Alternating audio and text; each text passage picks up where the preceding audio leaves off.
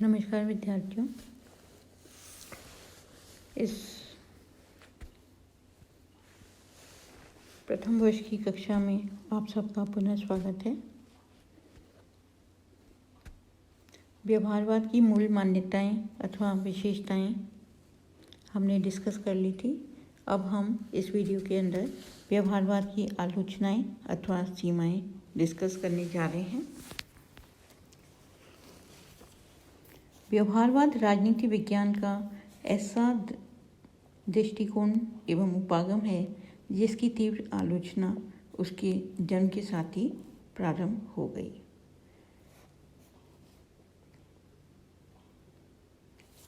यह आलोचना परंपरावादी दृष्टिकोण के समर्थक विद्वानों ने शुरू की, क्योंकि वे व्यवहारवाद की मान्यताओं एवं निष्कर्षों से पूर्ण असहमत थे। किंतु कुछ समय बाद अनेक व्यवहारवादियों ने भी अनुभव किया कि व्यवहारवाद में कुछ आधारभूत कमियां हैं, जिन्हें उन्होंने व्यवहारवाद की सीमाएं कहा।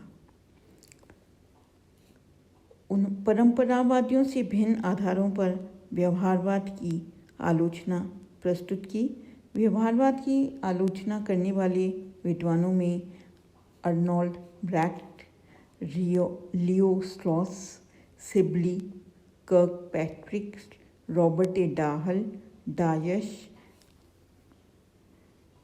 आदि विद्वानों का नाम प्रमुख है। तो अब आप देखिए, फिर आपके एक क्वेश्चन बनता है 4-2 पाइपलाइंस के हिसाब से आपसे पूछ सकते हैं कि व्यवहारवाद के 3 आलोचकों के नाम बताइए। तो ये आपको नाम पता होने चाहिए। पहला जो आलोचना हम देख सकते हैं व्यवहारवाद की, वो है शब्द आडंबर का दोष। तो परंपरावादी राजनीतिक वैज्ञानिक या उत्तर व्यवहारवादी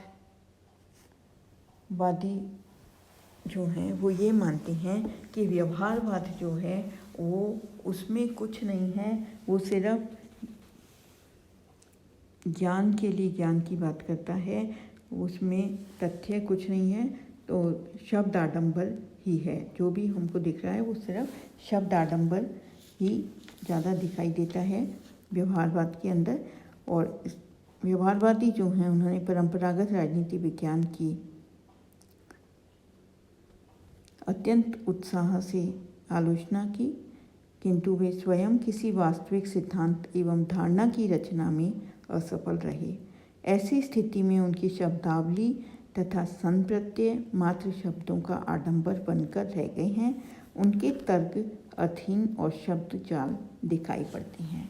परंपरावादी मानते हैं कि उन्होंने कोई इस तरह का ऐसा सिद्धांत निर्माण नहीं किया।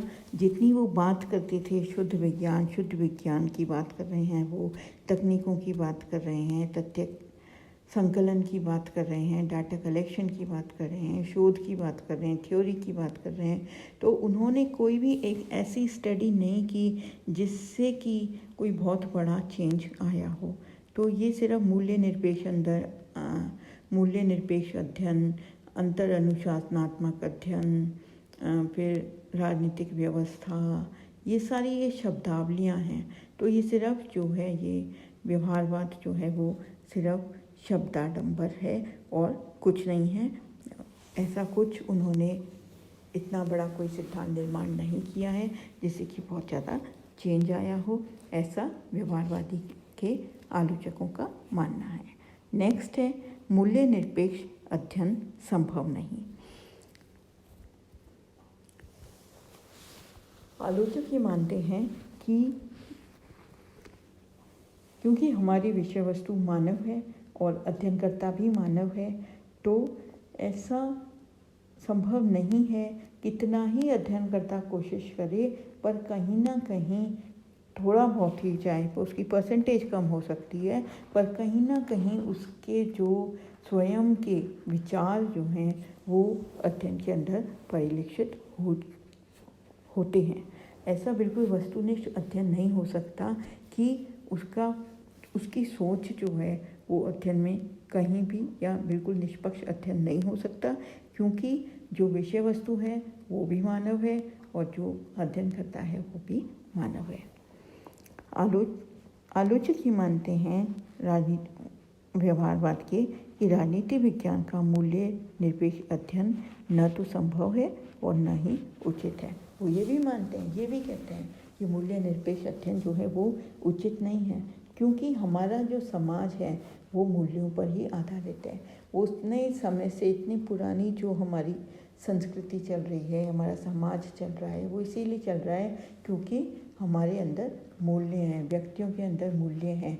अगर उन मूल्यों को नकार दिया जाए या उखाड़ दिया जाए तो समाज का या विश्व का क्या भविष्य होगा उसकी कल्पना भी नहीं की जा सकती।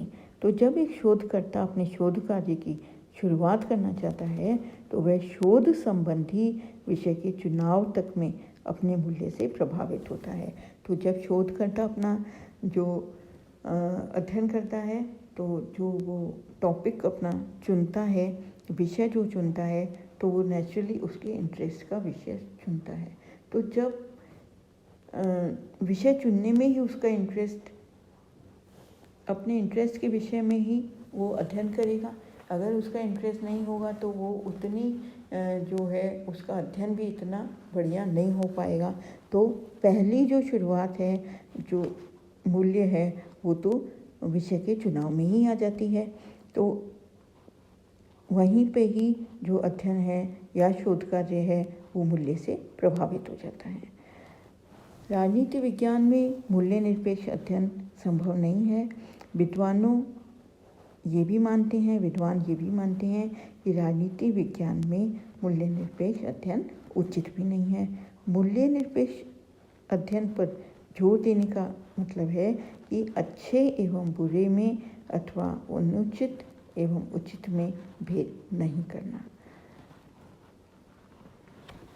और लियो स्ट्रॉस जो हैं वो, उनका मानना है कि मूल्य निरपेक्षता का अध्ययन है का अर्थ है गटर की विजय। तो मतलब उसमें क्या उचित है, क्या अनुचित है, अच्छा बुरा, किसी जो के बारे में कोई कुछ विचार नहीं करना। तो ऐसा जो है, इस तरह का अगर हम भविष्य देखेंगे मूल्य के बिना तो भविष्य जो है वो बहुत ज़्यादा अंधकार में होगा। तीसरा पॉइंट है अंतर विरोध का दोष। अंतर विरोध का दोष। तो आलोचक ये मानते हैं कि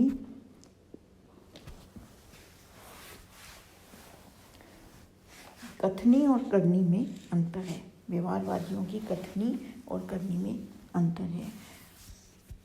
वो बोलते तो बहुत हैं कि भाई हम ऐसा शोध होना चाहिए, इतनी सिस्टमैटिक स्टडी होनी चाहिए, इतना व्यवस्थित अध्ययन होना चाहिए, और जब अध्ययन की बात आई तो जब एक्चुअली में जो देखा गया तो इतनी ज़्यादा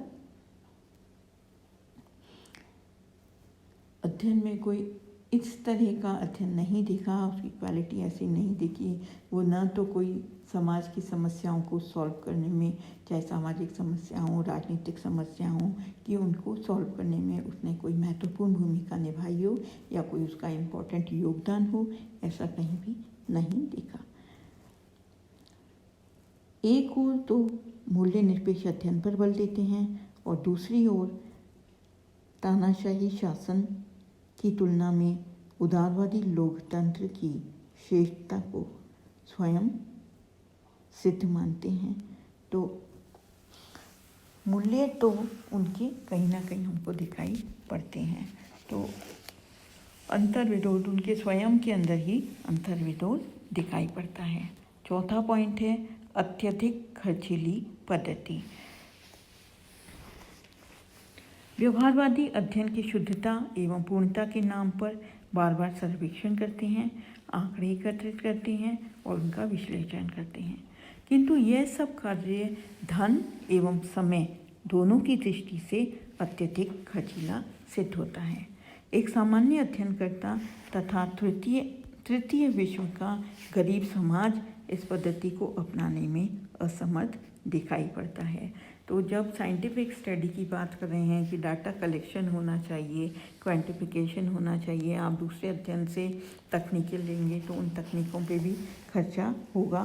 फिर आंकड़े इकट्ठे करने के लिए भी आप सिर्फ जो है कूप मंडूक होके आप जहाँ पर रहते हैं सिर्फ उन्हीं के लोगों की स्टडी नहीं कर सकते, उसके लिए आपको बाहर भी जाना पड़ेगा और बाहर ट्रैवलिंग पे, रहने पे, इन सब पे। फिर डाटा कलेक्शन के लिए जो दूसरे जो खर्चे हैं वो होंगे, और रहना खाना सारी चीज़ें जो हैं, आज तो ठीक है, आज इंटरनेट का युग है तो आप एक जगह बैठ के सब कर सकते हैं, परंतु उस समय जब व्यवहारवाद और उत्तर व्यवहारवाद की बात हो रही थी उस समय इतनी ये इंटरनेट और ये वाली सुविधाएं सब नहीं थी।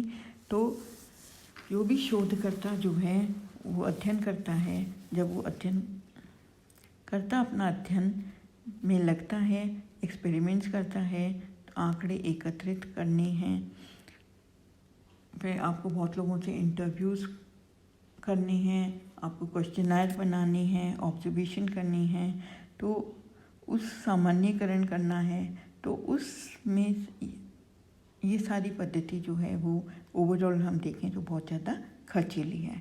तो इसलिए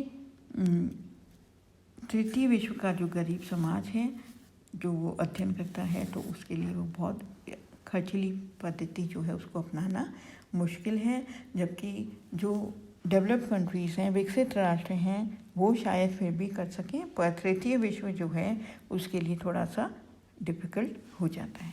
नेक्स्ट है राजनीति विज्ञान के स्वतंत्र अस्तित्व को खतरा। तो यहाँ पे इंटरडिसिप्लिनरी जो है अध्ययन उसकी बात का विरोध कर रहे हैं व्यवहारवाद के आलोचक। व्यवहारवादियों ने एक और तो राजनीति विज्ञान को परिभाषित नहीं किया और उसके अध्ययन क्षेत्र को भी निश्चित नहीं किया, और दूसरी ओर उन्होंने राजनीति विज्ञान के अध्ययन के लिए अन्य समाज विज्ञानों की अवधारणाओं, पद्धतियों, तकनीकों को अपनाने पर बल दिया है। इस स्थिति में यह भय उत्पन्न किया कि राजनीति विज्ञान एक स्वतंत्र विषय के रूप में अपने अस्तित्व को खो सकता है।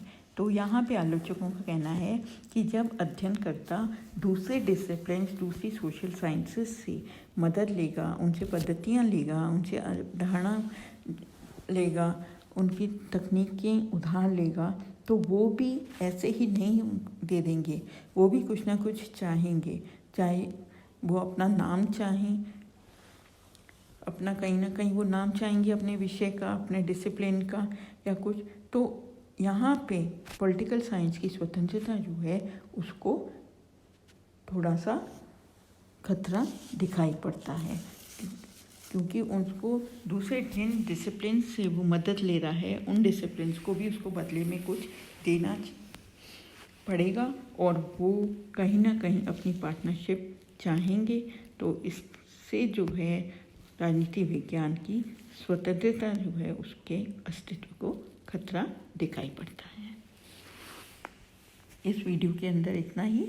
नेक्स्ट वीडियो में, नेक्स्ट क्लास में हम फिर मिलेंगे। आप सबका बहुत बहुत धन्यवाद।